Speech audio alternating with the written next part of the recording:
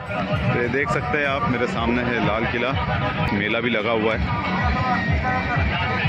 तो अब हम एक्सप्लोर करते हैं बहुत तेज़ी से लाल किला को, क्योंकि बहुत ज़्यादा समय नहीं है हमारे पास।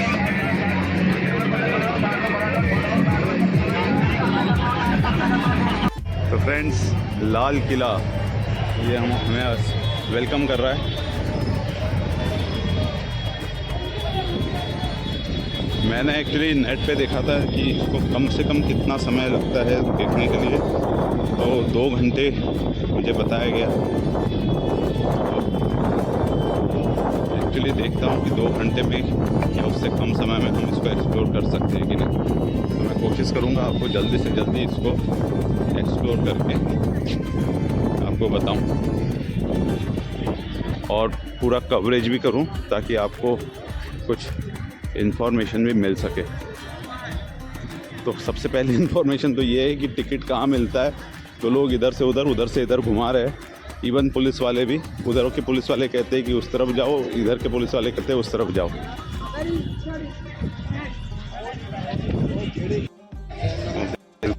लिखा हुआ।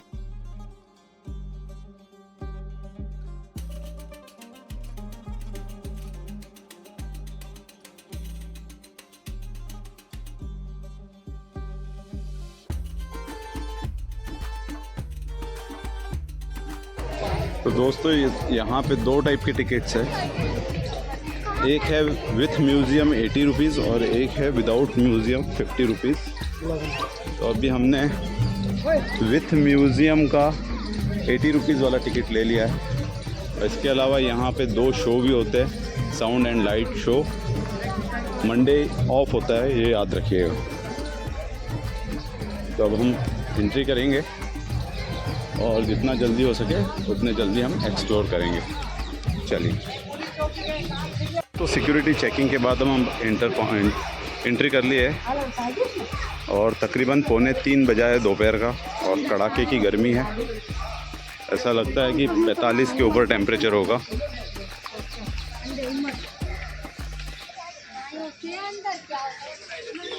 अब वहाँ पे सिक्योरिटी के उधर इंस्ट्रक्शंस तो बहुत सारे हैं कि मोबाइल नहीं ले जा सकते, ये नहीं कर सकते, पर ऐसा कोई वो ज़माने पुराना रूल होगा। अब ऐसा कोई रूल बचा नहीं, ऐसा लग रहा है।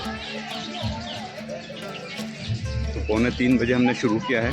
अभी देखते हैं हम कितना जल्दी फास्ट ट्रैक पे इसको एक्सप्लोर कर सकते हैं। ये है एंट्री गेट। यहाँ से ये हम एंट्री करेंगे। ये शाहजहाँ द्वारा बनाया गया है किला, लाल पत्थरों से, इसीलिए इसका नाम लाल किला रखा है। 1760 में बना हुआ है ये किला। तो शाहजहाँ ने जब अपनी कैपिटल चेंज किया था आगरा से दिल्ली, तो उस समय उन्होंने इसको बनाया था। और ये आप ऊपर देख सकते हैं हमारा इंडिया का फ्लैग, और वहीं से हमारे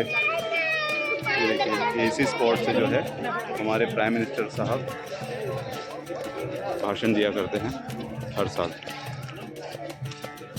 ये आगे आपको मिलेगा मीना बाज़ार। ये सभी दुकानें जो है ये मीना बाज़ार कहलाती है।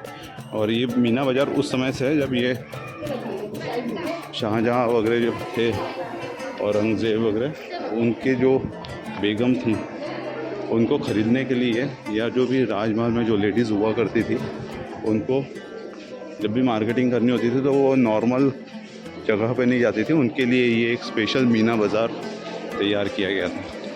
मतलब किले के अंदर ही पूरा मार्केट है, जो जो उनको चाहिए रहता था। जनरली ये लेडीज़ मार्केट ही है। यहाँ पे आपको सारी लेडीज़ रिलेटेड चीज़ें ही ज़्यादा मिलेंगी। यहाँ जैसे आप देख सकते हो, यहाँ पे कानों के झुमके, ये गले का हार है ना, पर्स, इस तरह की चीज़ें। ये दोनों तरफ आपको मीना बाज़ार दिखेगा इस तरह से।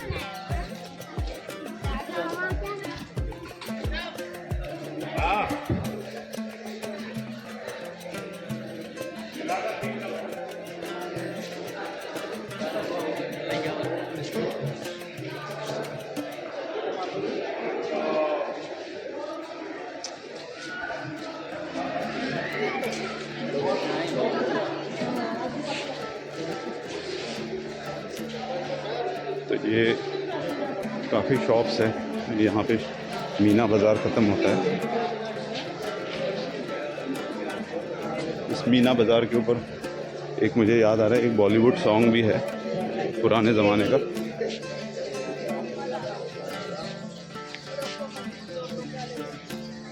ये अब हम मीना बाज़ार क्रॉस करके अब यहाँ पे आ गए।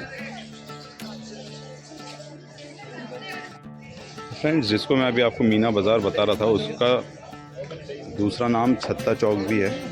जैसे कि मैंने आपको बताया था कि यहाँ पे शाही परिवार के लिए जो भी विलासपूर्ण वस्तुएं, रेशम जरी के कार्य वाली वस्तुएं, शालीन सोने चांदी के बर्तन आदि का व्यापार होता था यहाँ पे। और चूँकि इसको छत्ता चौक इसलिए कहते हैं, छत्ता बाज़ार इसलिए कहते हैं क्योंकि ऊपर से ढका हुआ है। और ये आइडिया जो है शाहजहाँ का आइडिया था, जिसने कि 1686 में 1686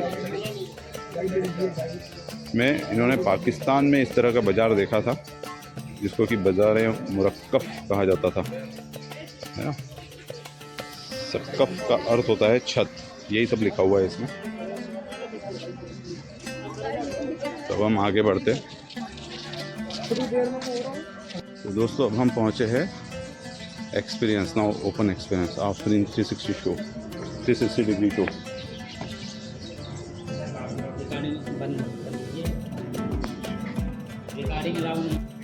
तो फ्रेंड्स, यही वो बिल्डिंग है जहाँ पे अपन एक्सपीरियंस के लिए अंदर गए थे, लेकिन वहाँ पे शूटिंग अलाउ नहीं है। 200 रुपये का टिकट लगता है अंदर, और एक 360 डिग्री शो और एक आपको लाल किले का एक्चुअल एक्सपीरियंस फील कराते हैं वो लोग। पर मेरे ख्याल से 200 रुपये का टिकट बहुत ज़्यादा है। तो जब भी आप घूमने आएँ, आप डिसाइड करिएगा कि आपको ये एक्सप्लोर करना है कि नहीं, वो ऑप्शनल है ये वाला। अब यहाँ से हम इंटर किए थे, अब हम आगे की तरफ बढ़ेंगे। तो आपको जानकारी दे दूँ, लाल किला जो है ना, ये तकरीबन 7 किलोमीटर का ट्रैक है जिसको कि आपको एक्सप्लोर करना है। मतलब ये ऐसा कुछ स्क्वायर फीट में घूमने वाला एरिया नहीं है कि कुछ स्क्वायर फीट में, कुछ स्क्वायर मीटर में आपने घूम लिया हो। ये पूरा ट्रैक 7 किलोमीटर कवर करता है। तो अपने आप में एक बहुत ज़्यादा बड़ा किला है ये, और आपको काफ़ी एनर्जी चाहिए इस तरह के मोनूमेंट्स को घूमने के लिए।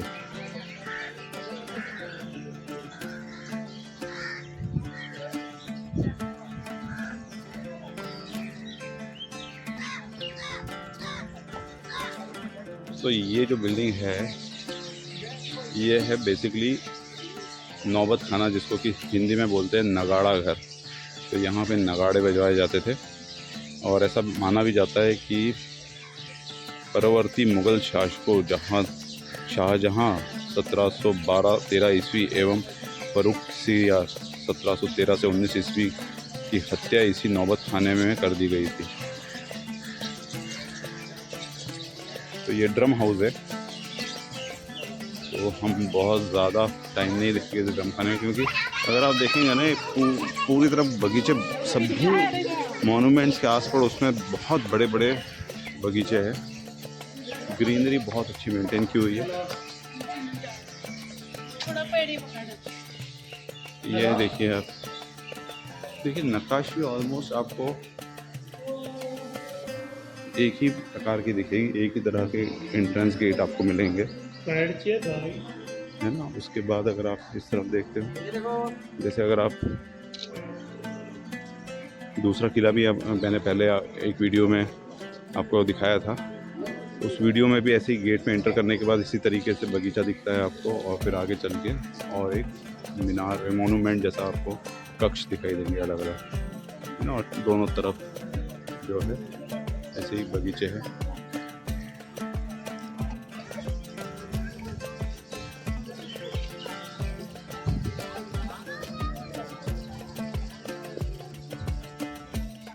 ये हम पहुँचे हैं दीवाने आम। ये पब्लिक ऑडियंस होता था यहाँ पे। शाहजहाँ 1628 से 58 जनरल पब्लिक और हियरिंग और ग्रीवेंस यहाँ पे ये किया करते थे।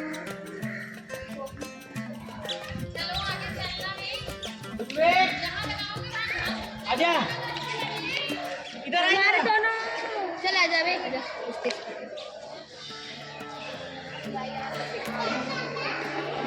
क्योंकि यहाँ से हम अंदर आए ऐसे, और ये अब दीवाने आम है।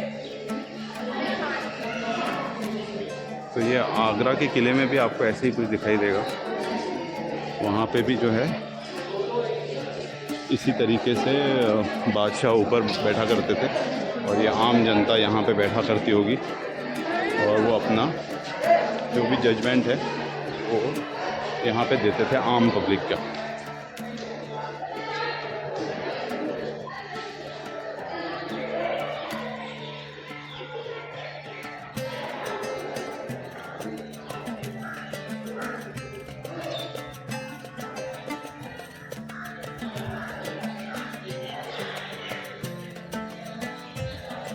अब अगर मैं चाहूँ भी कि मैं बाहर निकल जाऊँ, अभी भी मेरे को वो पूरा 7 किलोमीटर का ट्रैक कवर करके ही बाहर निकल पाऊँगा।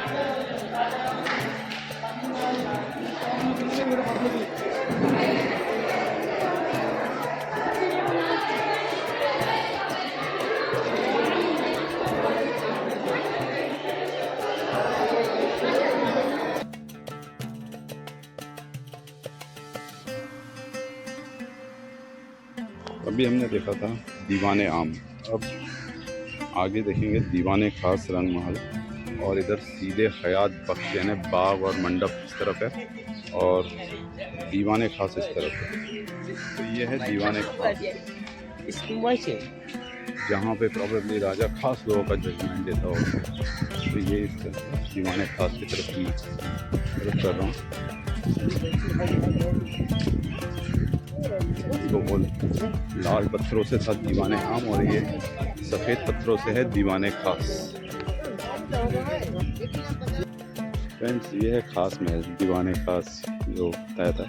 इसके अंदर इसके 3 पार्ट्स हैं। एक में जो बादशाह होता था वो वर्शिप करता था, यानी अपनी पूजा पाठ करता था। दूसरा है वहाँ पे आराम करता था, और तीसरा है जो कि एक जनरल प्लेस थी, ठीक है ना। तो ये इस तरह में इसमें उल्लेख किया हुआ है, और यहाँ पे कुछ एनिमल फाइट्स वगैरह, लॉयन एलिफेंट्स की वगैरह फाइट का एंटरटेनमेंट भी हुआ करता था। तो वो देख लेते हैं अपन फटाफट कि बादशाह के शौक़ कैसे थे और कहाँ वो अपने शौक़ फरमाता था। तो ये फटाफट देख करके हम आगे बढ़ते हैं, क्योंकि हम तो ये शौक़ पूरे नहीं कर पाएंगे कि एलिफेंट और लॉयन की लड़ाई कर पाते।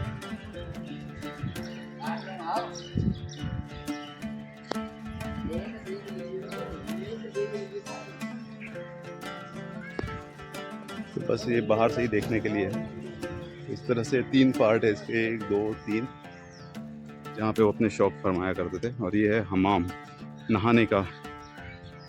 मुग़ल एम्परर जो है वो यहाँ पे नहाते थे, और यहाँ पे वो महत्वपूर्ण निर्णय भी लिया करते थे, ऐसा बता रहे हैं इसमें।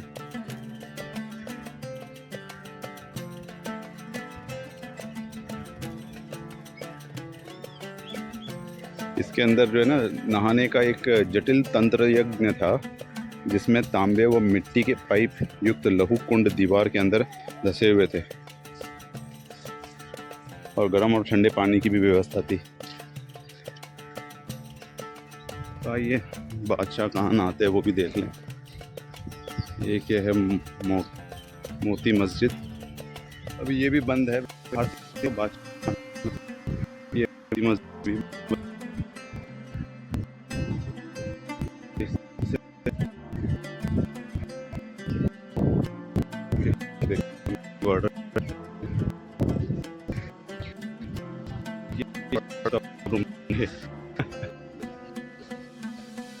इतना बड़ा जाकर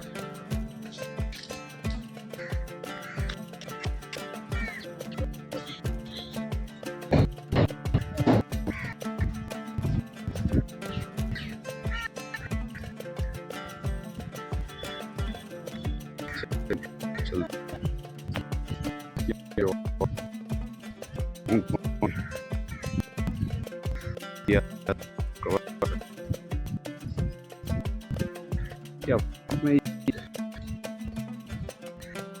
कॉलोनी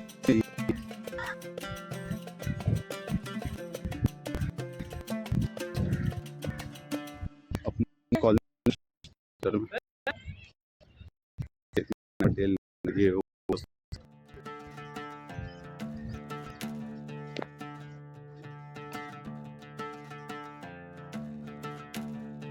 हेरिटेज ये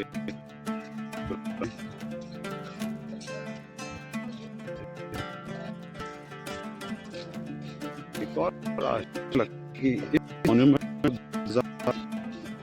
2006 में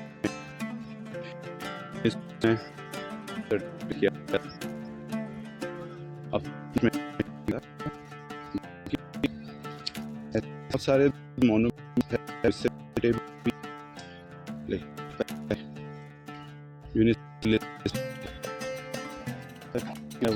वो राइट ठीक है।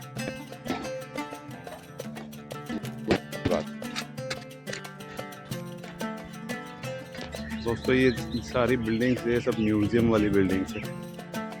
ऐसे आगे भी एक दो बिल्डिंग बनी हुई है और ये इस तरफ में सब गार्डन है, जैसे मैंने आपको इंडेक्स में दिखाया था बाग एरिया। तो ये सारे वो आखिरी तक बाग ही बाग है।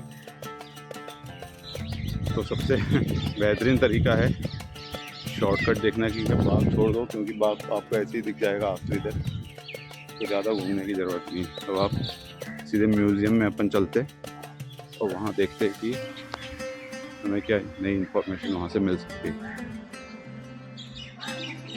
दोस्तों ये एक म्यूज़ियम है जो 13 अप्रैल 1919 में बनाया गया था, याद-ए-ज़लिया है ना। तो एक अपन देखते हैं इस म्यूज़ियम में क्या है।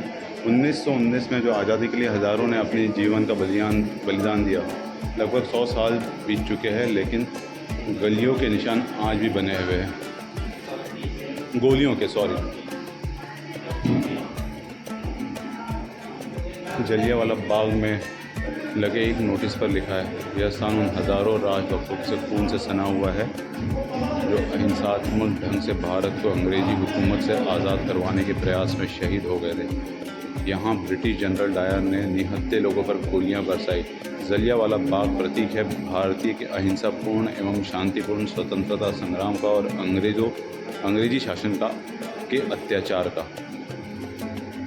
तो ये इस तरह से आपको यहाँ पे पिक्चर दिखाई दी जाती है। ये पूरी मूवी आप देख सकते हो। और ये एक कुआं बना हुआ है जहाँ पे लोगों ने कूद के जान ली थी। ये उसका एक मॉडल है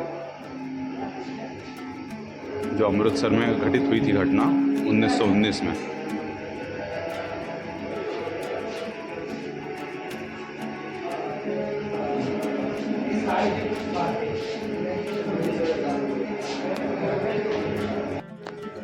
तो यहाँ पे आपको इस तरह से सभी शहीदों के नाम भी दिखेंगे।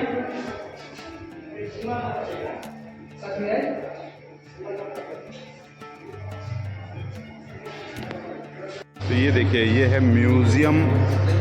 कई बार मैंने देखा है बच्चों को स्कूल में या बहुत सारी ऐसे एग्ज़ाम निबंध होते हैं तो उसमें म्यूज़ियम के ऊपर ऐसे लिखने को बोला जाता है। तो यही समझ में नहीं आता कि म्यूज़ियम होता क्या है। तो ये उन लोगों के लिए भी एक आइडियल वीडियो है कि इस तरह से किसी भी चीज़ों को, किसी भी इवेंट को, घटित घटना को किस तरीके से क्रियाबद्ध तरीके से उनके फ़ोटो लगाए जाते हैं, उसके बारे में पूरी जानकारी दी जाती है। तो ये उसका एक नमूना है, आप देख सकते हैं। जैसे कि ये जलियांवाला बाग के ऊपर म्यूज़ियम बनाया हुआ है। उस समय की सारी जो घटनाएं घटित हुई थी उसको इन्होंने पिक्चर के फॉर्म में अंकित किया हुआ है। तो जिनके लिए हिस्ट्री या एक स्पेसिफिक सब्जेक्ट में पीएचडी कर रहे होंगे या ज्ञान अर्जित करना चाहते होंगे, उनके लिए इस तरह के म्यूज़ियम्स घूमना बहुत लाभकारी सिद्ध हो सकता है। क्योंकि आप देखिए यहाँ पे पुराने बुक्स वगैरह का भी उन्होंने मतलब पॉइंट आउट करके रखे हुए फ़ोटो के साथ। जैसे एम.एस. रॉर फिलिस्तीनी के बारे में बताया हुआ है, फ्रांस एंड लैंडर्स के बारे में भी कुछ जानकारी और उनके विविध फ़ोटो दिए हुए हैं। और ये किस तरीके से इंडियंस कंट्रीब्यूशन टू दी वार, युद्ध में भारत का योगदान के बारे में पूरी तरह से पिक्चर यहाँ पे दर्शाई जा रही है प्रोजेक्टर के थ्रू। तो ये अपने आप में बहुत ज्ञानवर्धन वाली बात है कि आप इससे अपना ज्ञानवर्धन कर सकते हैं और म्यूज़ियम क्या होता है उसके ऊपर आप बहुत कुछ अच्छे से लेख लिख सकते हैं। देखिए जो म्यूज़ियम अभी हमने जस्ट एक झलक मारी, विश्व युद्ध में Bharat, India and world war 1, उसके बारे में ये पूरा समरी दिया हुआ है और अंदर पूरा पिक्टोरियल फॉर्म में आपको ये म्यूज़ियम दिखेगा, गैलरी दिखेगी, प्रदर्शनी जिसको कि हम हिंदी में कहते हैं। इस तरह से गैलरी नंबर 3-4 के लिए बंद है। गैलरी नंबर 2 स्प्लिट रेजिस्टेंस, जोशीला प्रतिरोध। जोशीला प्रतिरोध तो पूरे ये बेसिकली जलियांवाला बाग जो डायर साहब ने जो उस समय काम किया था उसके बारे में हिंदुस्तानियों का क्या रवैया था, उसके ऊपर आपको ये पूरा म्यूज़ियम दिखेगा। जैसे फॉर एग्ज़ाम्पल अगर हम शुरू करते हैं यहाँ से, ये देखिए ये नक्शे से उन्होंने बताया कि एग्जैक्टली जलियांवाला बाग कहाँ पे घटित हुआ था। तो ये डार्क ग्रे एरिया जो आपको दिखाई देगा कि अमृतसर है ना, जहाँ पे जलियांवाला बाग का मेन लोकेशन है। ठीक, उसके बाद ये जो कोई पूछे कि कौन हो तुम तो कह दो बागी है नाम अपना। तो ये उस समय के जोशीले प्रोवर्ब्स थे, क्रांतिकारी पंजाब, उनके बारे में पूरी जानकारी। इस तरह से देखिए यहाँ पे पंजाब 1919 में 6 अप्रैल को पंजाब सहित पूरे देश में पूर्ण हड़ताल की गई थी, जहाँ पर हिंदू, सिखों और मुसलमानों ने एक साथ मिलकर सबकी प्रदर्शन किया। हालातों से ऑर्डर आशंकित हो गए, जिससे किसी भी तरह की ऐसी राजनीतिक चेतना के दमन करने का निर्णय लिया। वह पागलपन की हद तक जनता पर अंकुश लगाने की तैयारी में लगा था। तो ये सारे इंसिडेंट्स उन्होंने इसमें बताए गए हैं।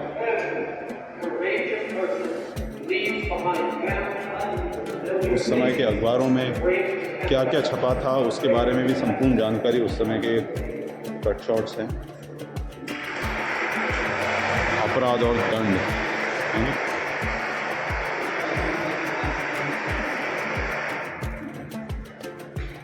तो देखिए दोस्तों, ये है म्यूज़ियम नंबर 2 जो कि जलियांवाला बाग के ऊपर है। और ये कनाडा के मुख्यमंत्री है जिन्होंने इसके ऊपर कुछ टिप्पणी की थी अपनी, तो वो भी यहाँ पे कंटिन्यूसली ये लोग चला रहे हैं।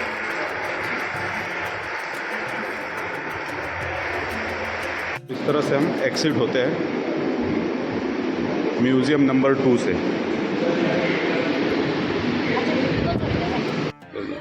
दोस्तों, ये आज़ादी का अमृत महोत्सव चल रहा है, जिसमें कि लाल किले के अंदर डाक विभाग, इंडियन पोस्ट ने भी अपनी एक गैलरी यहाँ पे रखी हुई है, एग्जीबिशन, जिसमें कि पूरा इतिहास इन्होंने बताया हुआ है। देखिए ये एक है गैलरी जिसमें कि विविध नए पुराने स्टैम्पों का वो यहाँ पे छाप छोड़ी हुई है इन्होंने। तो जिसको स्टैम्प कलेक्शन में इंटरेस्ट है उनके लिए ये एक बहुत अच्छी गैलरी है, पर मेरा कोई बहुत ज़्यादा इंटरेस्ट नहीं है तो मैं आगे बढ़ता हूँ। किसी ज़माने में मैंने भी स्टैम्प कलेक्ट किया करता था, पर अब ऐसा कोई बहुत ज़्यादा कोई इंटरेस्ट कंटिन्यू नहीं रहा समय के साथ।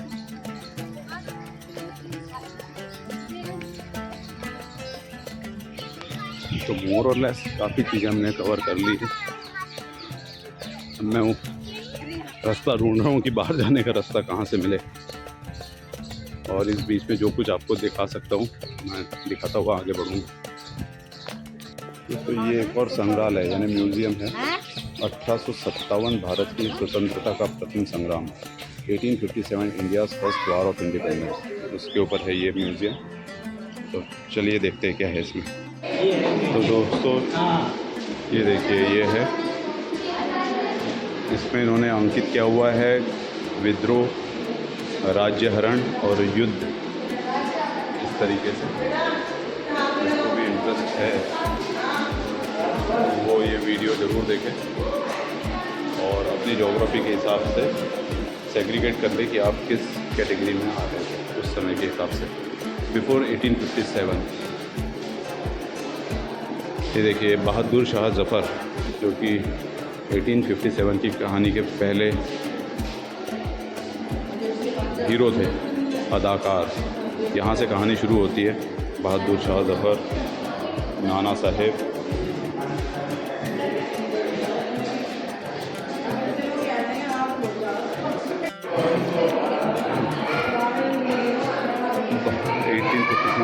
प्रथम संग्राम, रानी लक्ष्मीबाई, बेगम हज़रत महल। और ये संग्रहालय के बारे में कुछ जानकारी दी हुई है कि ब्रिटिश ईस्ट इंडिया कंपनी ने किस तरह से ये शुरुआत की और किस तरह से हमने उसको उस संग्राम में हमने किस तरह से अपना हमारे पूर्वजों ने योगदान दिया क्रांतिकारी रूप से।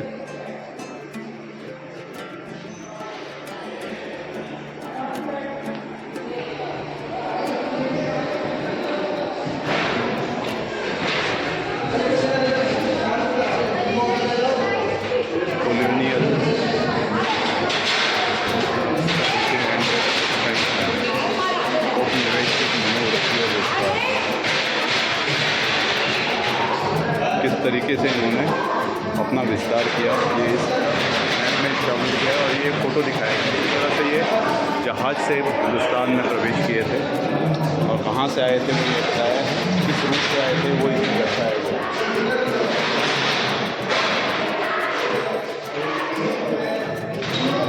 1857 जिनका विषय है उनके लिए बहुत ही खूबसूरत म्यूज़ियम है। आप देखिए उस समय की रियल तलवारें,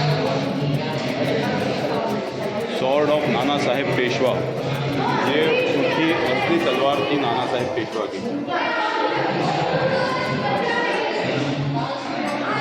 और यहाँ आप देखेंगे पिक्चर में दर्शाया गया कि किस तरीके से युद्ध हुआ करते थे उस ज़माने में और हमारे हिंदुस्तानियों ने किस तरीके से उसका डटकर मुकाबला किया।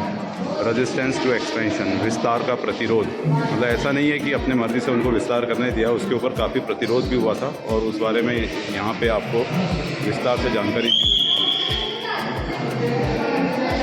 है। आप ये भी देख सकते हैं उस समय के तीर कमान कैसे होते थे। ये तो हमने रामायण महाभारत में तीर और ये सब देखे, लेकिन ये असली वाले तीर है उस समय ये लोग यूज़ करते थे। Bahadur Shah power on arrows, ये देखिए ये रियल तीर है भाई।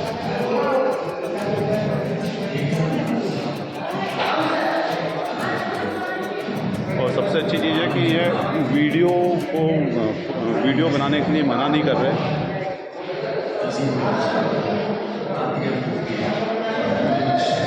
ये देखिए ये some states that accept subsidiary alliance,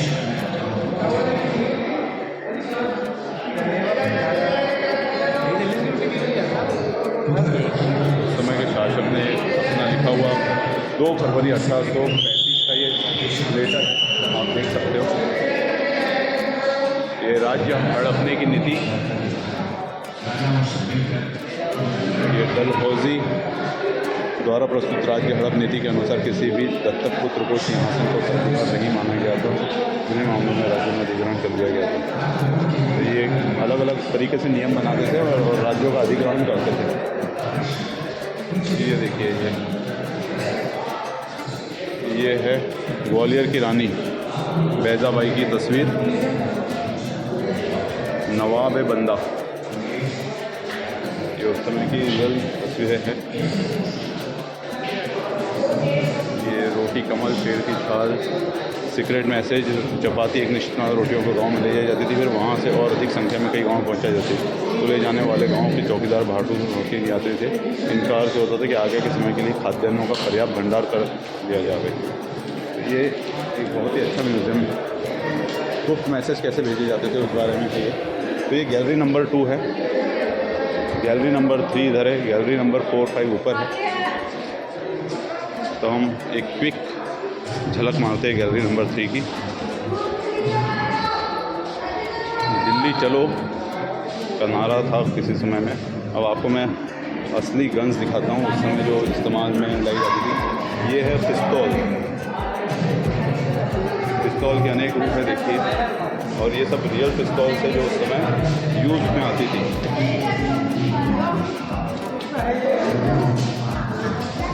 Raniganj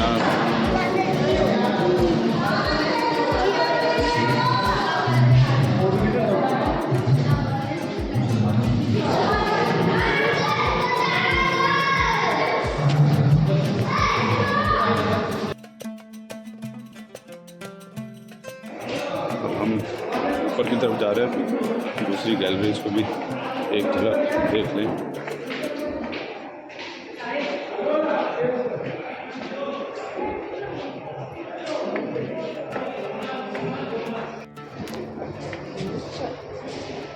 देखिए दोस्तों, ये बहादुर शाह जफर की तलवार।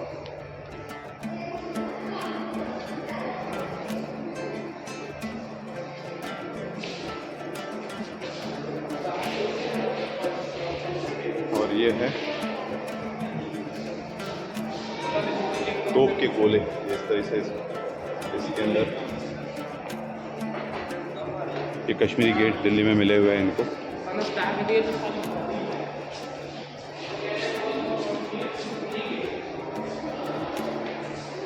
बहादुर शाह जफर की कैद का फोटोग्राफ्स है ये।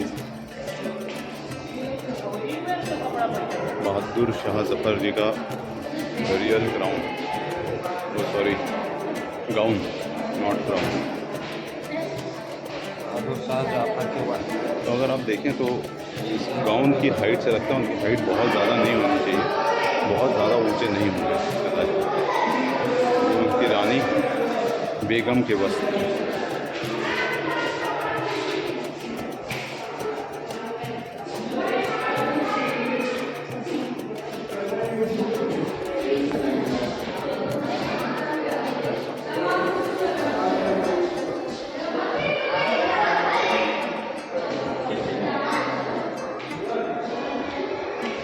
दिल्ली की लड़ाई, बादशाह के आदेश और उनके उस समय लिखे हुए पत्र। दोस्तों, इस तरह से हमने गैलरी देख ली। मतलब अगर आपको इतिहास में रुचि है और सिर्फ दीवारें नहीं देखनी है, कुछ उस पर अध्ययन भी करना है, तो गैलरी ज़रूर देखिएगा। 30 रुपये एक्स्ट्रा टिकट लगता है इसके लिए, जो कि वर्थ है।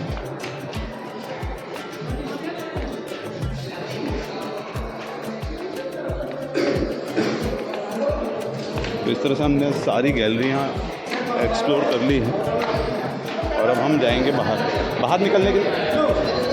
अरे भैया, क्यों बाहर निकलने के लिए? ये देखिए, एग्जिट लिखा भी हुआ है और हम देख नहीं पा रहे। यहाँ अंदर जाके एग्जिट।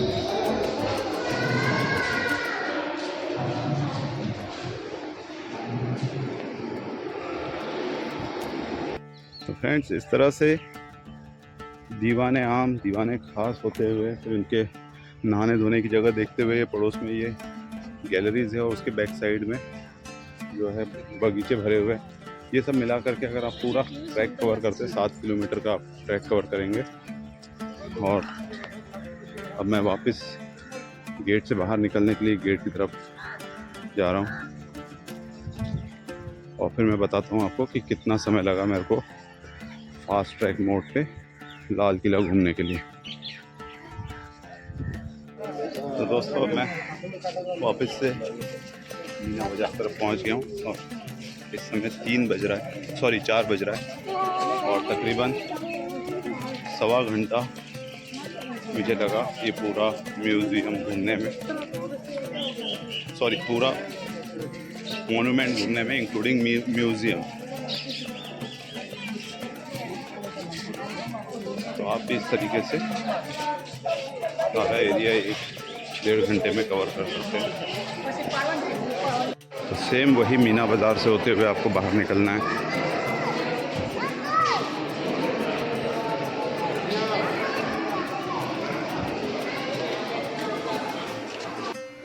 तो दोस्तों, इस तरह से हमने अब लाल किला पूरा विज़िट कर लिया। सबसे अनफॉर्चुनेट बात यह है कि इतने समय से लाल किले को हम देखते आ रहे हैं, लेकिन हम ऊपर नहीं जा पाए, या हम लोगों के लिए एंट्री बंद है ऊपर जाने के लिए। नहीं तो हर कोई ऊपर जा करके पूरा दिल्ली देखना चाहता था कि किस तरह से दिल्ली दिखाई देता है, पर अनफॉर्चुनेट है कि हम लोग उसको नहीं देख पा रहे। सरकार ने उस पर पाबंदी लाई हुई है ऊपर जाने के लिए। यूट्यूब चैनल चलाते हो? हाँ जी। कौन से नाम से? किस नाम से यार? हमारा भी आने दो यूट्यूब। तो मेरे साथ है मेरे प्यारे followers. I am Jitendra Solanki. I am Jaten Menkal. कहाँ से आए हो आप लोग? हम धौलपुर से। धौलपुर से आए हुए, राजस्थान से आए हुए हैं ये लोग, और पूरा दिल्ली घूमने आए हैं, जिसमें आज इन्होंने लाल किला घूमा है। कैसा लगा लाल किला आपको? बहुत अच्छा लगा, वेरी गुड। चलो ऐसी किसी मोन्यूमेंट पे अगले बार फिर मुलाकात होगी। Thank you.